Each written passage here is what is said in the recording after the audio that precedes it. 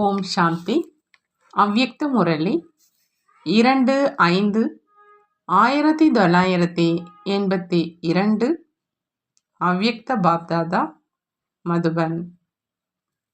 இன்றைய முரளியின் தலைப்பு விசேஷ சுயசரிதையை உருவாக்குவதற்கான ஆதாரம் எப்பொழுதும் முன்னேறும் கலை.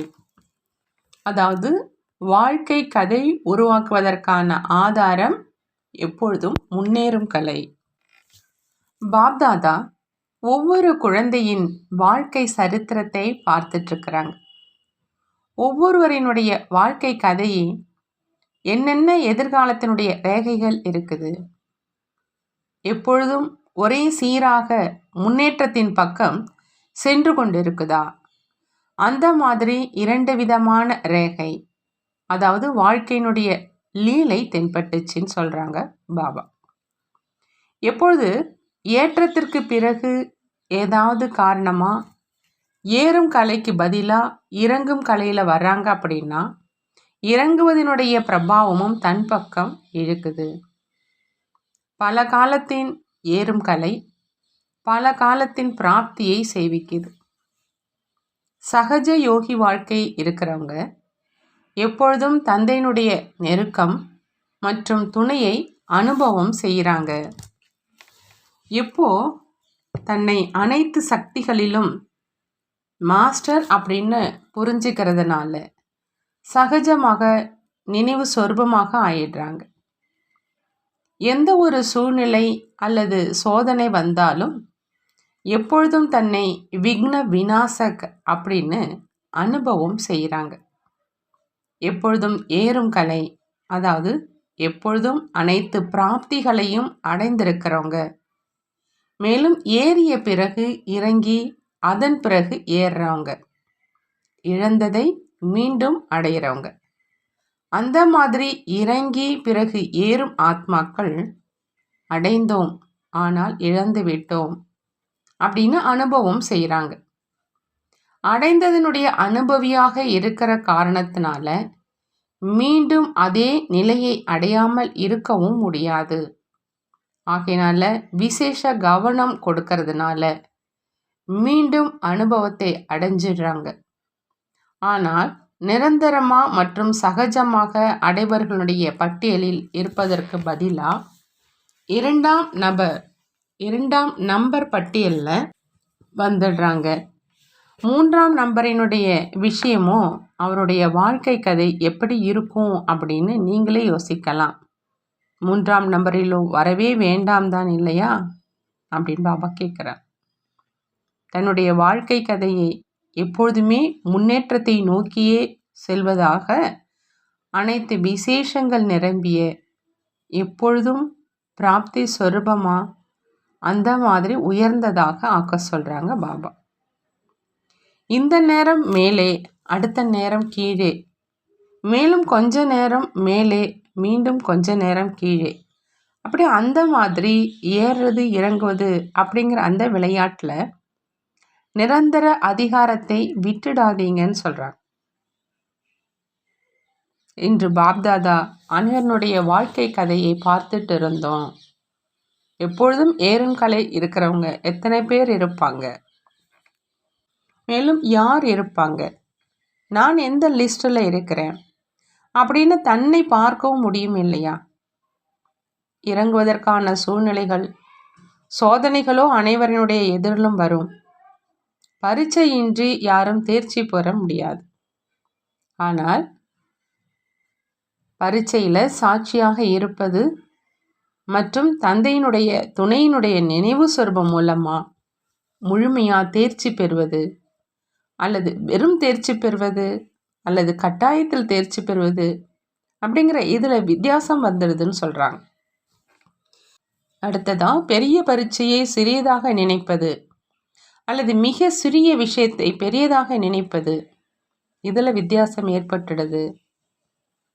அடுத்து சிலர் சிறிய விஷயத்தை அதிகமாக நினைத்து வர்ணனை செஞ்சு மேலும் சுற்றுப்புறத்தில் பரப்பியும் சிறியதை பெரியதாக்கிடுறாங்க. மேலும் சிலர் பெரிய விஷயத்தையும் சோதிச்சு கூடவே மாற்றம் செய்தாங்க, மேலும் நிரந்தரமாக பலகீனமான விஷயத்துக்கு முற்றுப்புள்ளி இட்டுடுறாங்க. முற்றுப்புள்ளி இடுறது அப்படின்னா மீண்டும் எதிர்காலத்துக்காக முழுமையான ஸ்டாக்கை சேமிப்பது. வருங்காலத்தில் முழுமையாக தேர்ச்சி அடைவதின் அதிகாரி ஆவது. ஆகையினால பாபா சொல்கிறாங்க, நீண்ட காலத்து முன்னேற்றம் கலை இருக்கிறவங்க நல்ல எதிர்காலம் உள்ளவராக ஆகிடுறாங்க. ஆகினால வாழ்க்கை சரித்திரத்தின் விசேஷமாக என்ன வைக்கணும் அப்படின்னு புரிஞ்சுக்கிட்டீங்க. இதன் மூலம் நிரந்தரமாக உங்களுடையது விசேஷ வாழ்க்கை கதையாக ஆகிடும். எப்படி சிலருடைய வாழ்க்கை கதை விசேஷ பிரேரணை கொடுக்குது, உற்சாகத்தை அதிகரிக்குது, தைரியத்தை அதிகரிக்குது, வாழ்க்கை பாதையை தெளிவாக அனுபவம் செய்விக்குது. அந்த மாதிரி விசேஷ ஆத்மாக்களினுடைய வாழ்க்கை கதை, அதாவது வாழ்க்கையின் ஒவ்வொரு காரியமும் அநேக ஆத்மாக்களுக்கு அந்த மாதிரி அனுபவம் செய்விக்கணும். பொறுப்பில் இருக்கும் ஆத்மாக்கள் நீங்களே செய்ய முடியும் அப்படின்னா நாங்களும் செய்வோம் அப்படின்னு அனைவருடைய வாயிலிருந்தும் மனதில் இருந்தும் சப்தம் எழணும். நாங்களும் முன்னேறி செல்வோம், நாங்களும் அனைவரையும் முன்னேற்றுவோம். அந்த மாதிரி பிரேரணை ஊட்டுவதற்கு தகுதியான விசேஷ வாழ்க்கை கதையை எப்பொழுதும் உருவாக்குங்கிறாங்க பாபா. என்ன செய்யணும்னு புரிந்ததான்னு கேட்குறாங்க. நல்லது.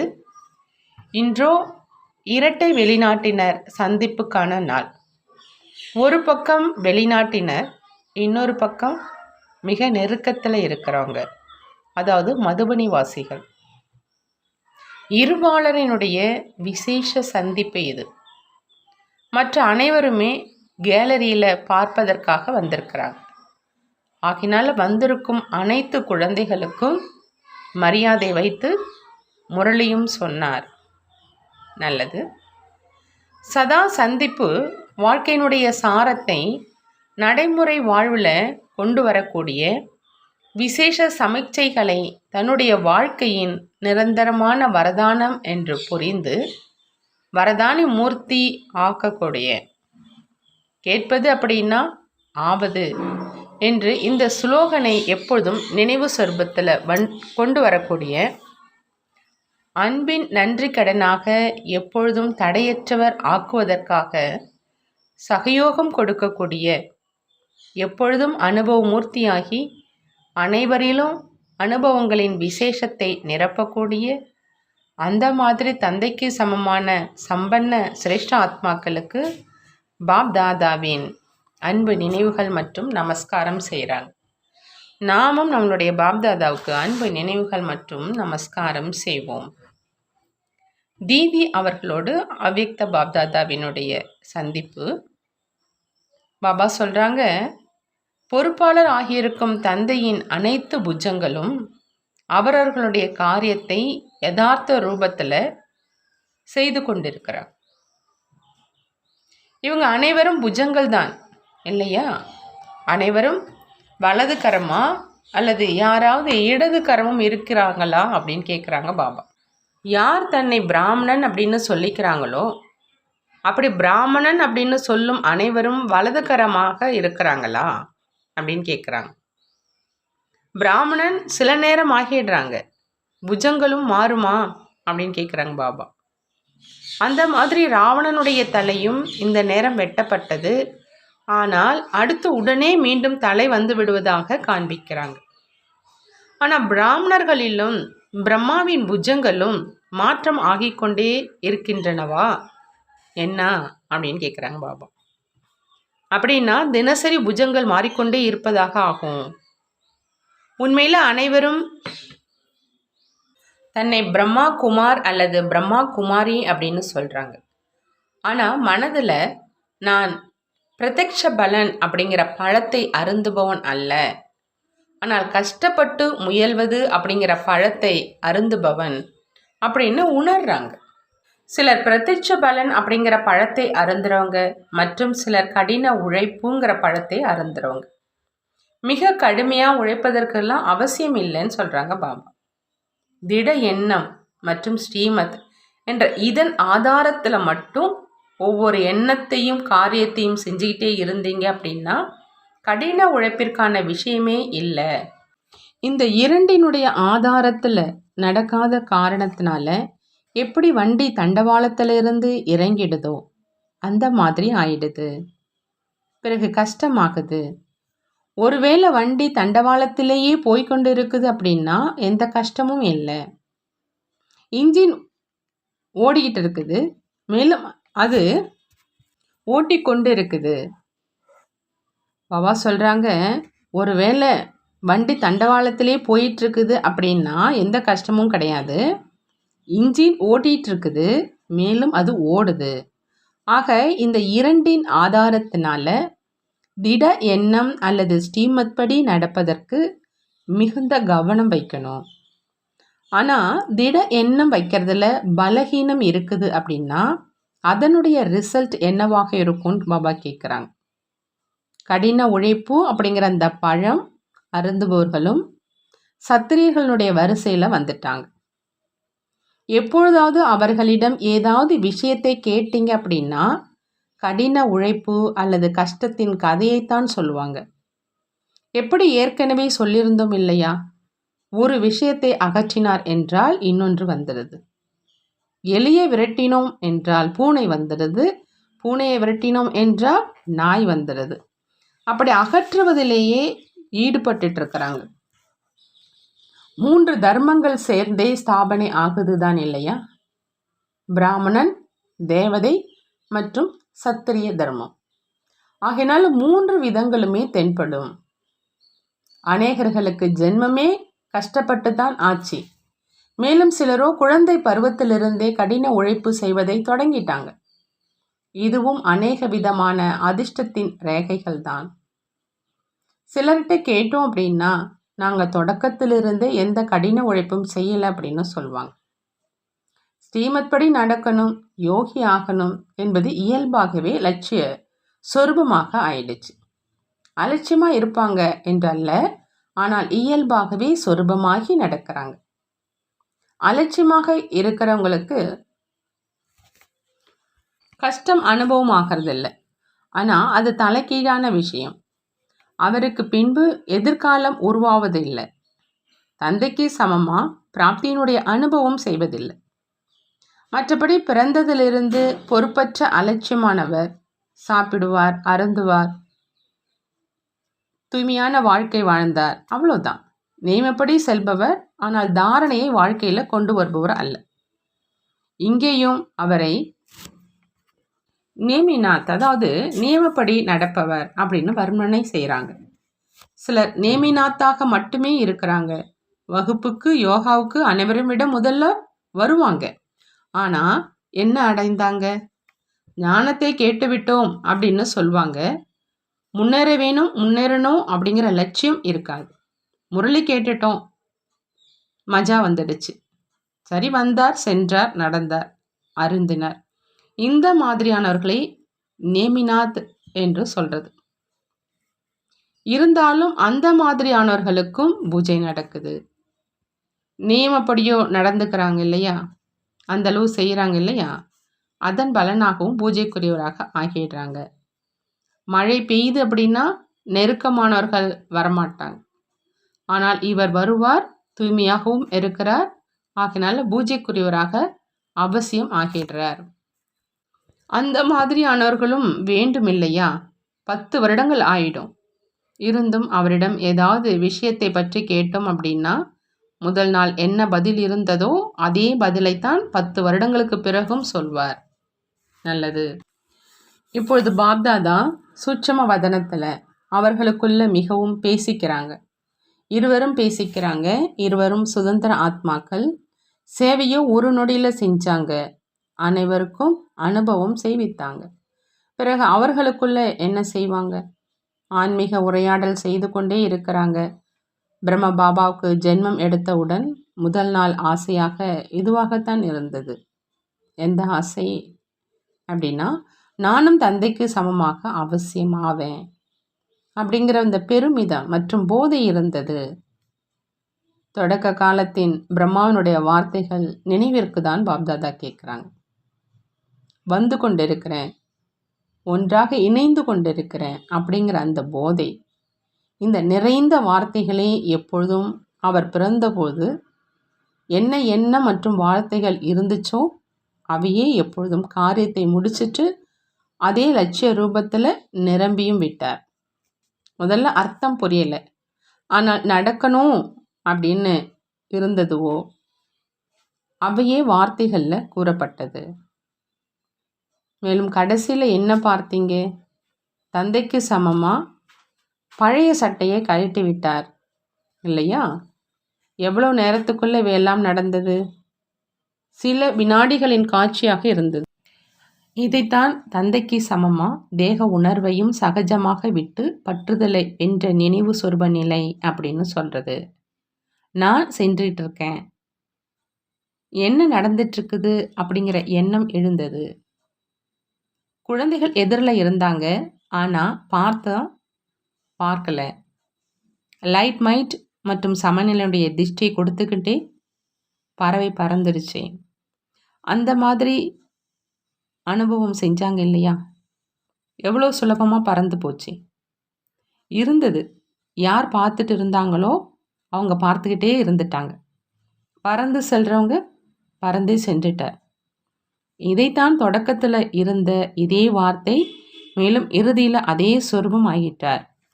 அந்த மாதிரி நீங்களும் தந்தையை பின்பற்றி நடங்க அப்படின்னு பாபா சொல்கிறாங்க. நல்லது. இரட்டை வெளிநாட்டினரோடு அவ்யக்த பாப்தாதா சந்திக்கிறாங்க. அனைவரும் அன்பான மற்றும் சகயோகி ஆத்மாக்கள் தான் இல்லையா அப்படின்னு கேட்குறாங்க. அன்பின் காரணமாக தந்தையை தெரிஞ்சுக்கிட்டீங்க, அந்த மாதிரி அன்பான மற்றும் சகயோகி ஆத்மாக்களாக இருக்கீங்க. சேவைக்கான ஊக்கம் உற்சாகம் எப்பொழுதும் இருக்குது. ஆனால் இன்னும் என்ன பாக்கி இருக்குது? அன்பானவர் மற்றும் சகயோகியின் கூடவே சக்தி சொரூபமாகவும் இருக்கணும். சக்திசாலியான ஆத்மா எப்பொழுதும் தடைகளை அழிப்பவராக இருப்பாரோ அவர் இயல்பாகவே தந்தையினுடைய இதய சிம்மாசனதாரியாக இருப்பாங்க. ஆசனத்திலிருந்து கீழே கொண்டு வருவதே மாயாவின் ஏதாவது ஒரு தடை. எப்பொழுது மாயாவே வராதோ பிறகு அவர் எப்பொழுதும் இதய சிம்மாசனதாரியாக இருப்பாங்க. அதற்காக தன்னை எப்பொழுதும் இணைந்திருப்பதாக நினைச்சுக்கிங்க.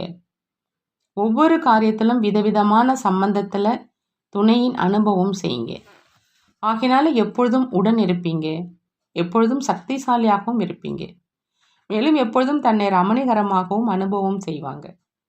எந்த விதமான தனிமையும் அனுபவம் செய்ய மாட்டீங்க. ஏன்னா விதவிதமான சம்பந்தத்தில் உடன் இருக்கிறவங்க எப்பொழுதும் ரமணிகரம் மற்றும் குஷியினுடைய அனுபவம் செய்வாங்க. பொதுவாக எப்பொழுதும் ஒரே விஷயம் நடந்துட்டு இருக்குது, ஒரே விஷயத்தை தினசரி கேட்குறீங்க மற்றும் செய்கிறீங்க அப்படின்னா உள்ளம் சோர்வு அடைஞ்சிடுது. இங்கேயும் தந்தையுடன் விதவிதமான சம்பந்தங்களை அனுபவம் செய்கிறதுனால எப்பொழுதும் ஊக்கம் உற்சாகம் உருவாகி நிலைத்திருக்கும். பாபா என்னுடைய தந்தை, நான் அவருடைய குழந்தை என்று மட்டுமல்ல, விதவிதமான சம்பந்தங்களில் அவரை அனுபவம் செய்யுங்க. எப்படி மதுபனுக்கு வந்தவுடனேயே மன மகிழ்ச்சியின் அனுபவம் செய்கிறீங்க, அதே மாதிரி பகல் எப்படி இரவாச்சு, இரவு எப்படி பகலாச்சு அப்படின்னு தெரியல என்றே அனுபவம் செய்வாங்க. பொதுவாகவே வெளிநாட்டினர் மாற்றத்தை விரும்புவாங்க. அதே மாதிரி இங்கேயும் ஒருவர் மூலமாக விதவிதமான அனுபவங்கள் செய்வதற்கு மிக நல்ல வாய்ப்பு இருக்குதுன்னு பாபா சொல்கிறாங்க. அடுத்ததா பாட்டிகளோடு அவ்யக்த பாப்தாதா சந்திக்கிறாங்க. மகாவீரனுடைய விசேஷம் எப்பொழுதும் ஒரு தந்தையை தவிர வேறு யாரும் இல்லை. மகாவீரனுடைய விசேஷம் எப்பொழுதும் ஒரு தந்தையை தவிர வேறு யாரும் இல்லை. பாபா கேட்குறாங்க, எப்பொழுதும் தன்னை மகாவீரன் அப்படின்னு உணர்றீங்களா? ஹனுமனின் அதாவது மகாவீரனுடைய விசேஷம் ஒரு ராமரை தவிர வேறு யாருடைய நினைவும் இல்லை. எப்பொழுதும் ஒரு தந்தையை தவிர வேறு யாரும் இல்லை அப்படிங்கிற நினைவில் இருக்கிறவங்க நிரந்தர மகாவீர். எப்பொழுதும் வெற்றி திலகம் இடப்பட்டு இருக்கணும். எப்போ ஒரு தந்தை தவிர வேறு யாரும் இல்லை அப்படி நிலை இருக்குது அப்படின்னா அழியாத திலகம் இருக்கும். என்னுடைய உலகமே தந்தையாக ஆயிட்டார். உலகத்தில் நபர்கள் மற்றும் பொருட்கள் தான் இருக்கும். ஆகையினால அனைத்து சம்பந்தம் தந்தையுடன் இருக்குது அப்படின்னா நபரும் வந்துட்டார்.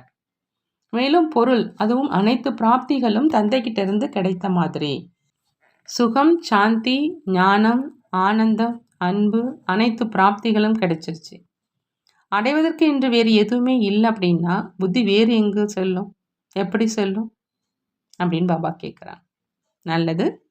பாபா வரதானம் கொடுக்குறாங்க. பழைய உலகம் மற்றும் பழைய சமஸ்காரங்களின் ஈர்ப்பில் இருந்து உடல்ல இருந்துக்கிட்டே இறக்கக்கூடிய யதார்த்த மர்ஜிவா ஆகுக. யதார்த்த மர்ஜிவா ஆகணும் அப்படின்னா பாபா சொல்றாங்க, பழைய உலகம் மற்றும் சமஸ்காரத்தினுடைய ஈர்ப்பிலிருந்து உடல்ல இருந்துக்கிட்டே இறக்கணும் அப்படின்னு. யதார்த்தமா உடல்ல இருந்துக்கிட்டே இறப்புது அப்படின்னா நிரந்தரமா பழைய உலகம் மற்றும் பழைய சமஸ்காரங்கள்ல இருந்து கனவிலும் நினைவிலும் இறப்பது. இறப்பது அப்படின்னா பரிவர்த்தனை ஆகிறது. அவரை எந்த ஒரு கவர்ச்சியும் தன் பக்கம் கவர்ந்து இழுக்க முடியாது. என்ன செய்யறது, விரும்பல தான், ஆனால் ஆயிடுச்சு அப்படி அவங்க ஒரு பொழுதும் சொல்ல முடியாது. சில குழந்தைகள் இறந்து மறுபிறவி எடுத்து உயிர் பெற்றுடுறாங்க. ராவணனுடைய ஒரு தலையை வெட்டினீங்க அப்படின்னா இன்னொன்று வந்துடுது. ஆனால் அஸ்திவாரத்தையே அழிச்சிட்டிங்க அப்படின்னா ரூபத்தை மாற்றி மாயா தாக்க முடியாது அப்படின்னு சொல்கிறாங்க. ஸ்லோகன்: யார் நினைவு மற்றும் சேவையில் எப்பொழுதும் பிஸியாக இருக்கிறாங்களோ அவங்க மிகவும் அதிர்ஷ்டசாலி. அதிர்ஷ்டசாலி எப்பயுமே பாபாவோட நினைவிலையும் சேவையிலையும் பிஸியாக இருப்பாங்கன்னு சொல்கிறாங்க பாபா. நல்லது. ஓம் சாந்தி. நன்றி பாபா, நன்றி.